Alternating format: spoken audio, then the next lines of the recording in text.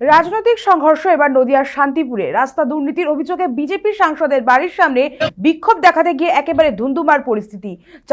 চাঞ্চল্যকর ঘটনাটি ঘটেছে শান্তিপুর থানার অন্তর্গত বড় ঝিয়াকুর এলাকায়। জানা গিয়েছে, শিশু উদ্যান ও রাস্তা তৈরির ফলক বহু আগেই লাগানো হলেও বাস্তবে কোনো কাজ হয়নি। এই দুর্নীতির প্রতিবাদেই এদিন পথে নামে বিজেপি। নেতৃত্বে ছিলেন শান্তিপুর পঞ্চায়েত সমিতির সহ সভাপতি ও বিজেপি নেতা চঞ্চল চক্রবর্তী। অভিযোগ, বিজেপির বিক্ষোভ চলাকালীনই এলাকায় জড়ো হয় তৃণমূল কর্মীরা। তারপর বিজেপি কর্মীদের উপর আকস্মিক হামলা চালানো হয়। সেই ছবি তুলতে গেলে সংবাদ মাধ্যমে হামলার শিকার হয়।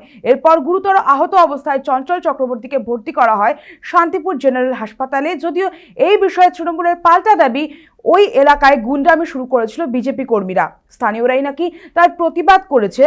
ঘটনাটি কেন্দ্র করে ইতিমধ্যেই তুঙ্গে রাজনৈতিক চর্চা।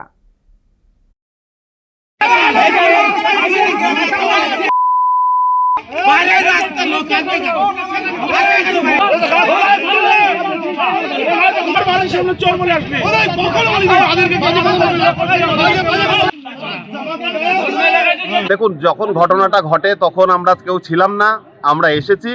এখানকার যে সাধারণ মানুষ ওদেরকে প্রতিরোধ গড়ে তুলেছে একটা কাজ, গ্রামবাসীদের দীর্ঘদিনের দাবি যে রাস্তা, সেই রাস্তার ফলক, সেই ফলক যদি কেউ ছিঁড়তে আসে, এবার আপনারা তখন ছিলেন, তখন ছবি করেছেন। সাধারণ মানুষ, বিজেপির যারা নেতা ছিল তারা তো আপনাদেরকে চেনে, সাধারণ মানুষ তো সাংবাদিক বা আদার্স কাউকে চেনে না। এবার সাধারণ মানুষ যদি ধাক্কা লেগে থাকে, তার জন্য আমি তৃণমূল কংগ্রেসের পক্ষ থেকে ক্ষমা প্রার্থী। কিন্তু বিজেপির যে পদে থেকে সাধারণ মানুষের সামনে এই ধরনের নোংরা কাজ করতে, তার হয়েও ক্ষমা অ্যাকচুয়ালি আমরাও যেহেতু পদে রয়েছে আমরাই চেয়ে নিচ্ছি, কারণ বিজেপি তো ক্ষমা চাইতে পারবে না। ওরা যে কাজ করেছে সেই কাজের নিন্দা সারা গ্রামের মানুষ এখানে করছে।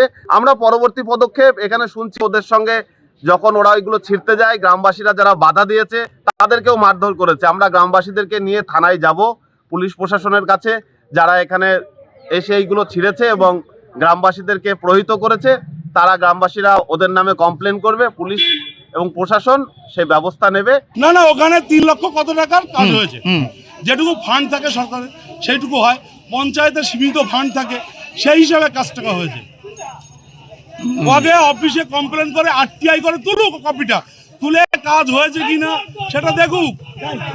আগে আরটিআই করা তো মানুষের সবার অধিকার আছে, আরটিআই করে এখানে কাজ হয়েছে কিনা দেখে নেক।